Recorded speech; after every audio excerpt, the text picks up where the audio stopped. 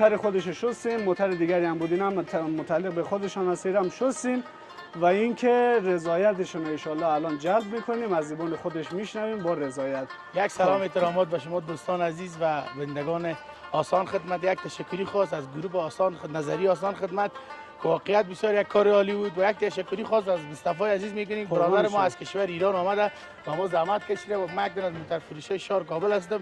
که واقعیت زحمت کشیدن که در افغانستان چنین کار ما تا ندیده بودم و از این ماشینایی که استفاده میکنه در افغانستان نیست. واقعیت یک کار عالی بود. یک جهان سپاس از خودت مصطفی عزیز و از گروهتان. یک تشکری خاص از نظری آسان خدمت.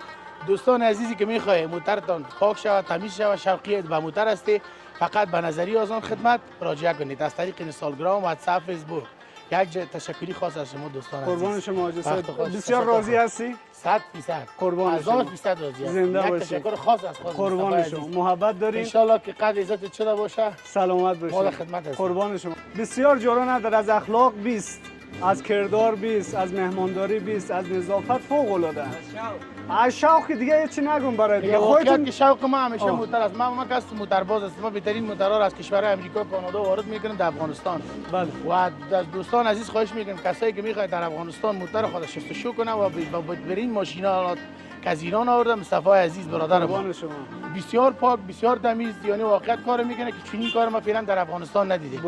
و با موتر هیچ مشکل آسیب نمیرسه، نه با وایرینگش، نه با سیستم لاسپیکر، هایبرد، هیچ چیزش. در موترهای برقی هم میتونی که ان شاء الله که از طریق آسان خدمت موترتون رو شستشو کنی. یک تشکر خاص از شما دوستان عزیز. خدا نگهدارتان. وقت خوش. خدا قربان داجی جان. خب به زحمت بیاین جلو، همین داخل موترک از این طرف شروع کنید. این موترک است. این موترک است. یعنی بسیار بسیار بسیار کثیف بود. بسیار کثیف بود. خدمت عرض کنم دیروز بخی نفس ما رو کشید. باور به خدا بکنید که روی این موتر شاید دروغگویی نشون 3-4 ساعت بیشتر کار کردیم.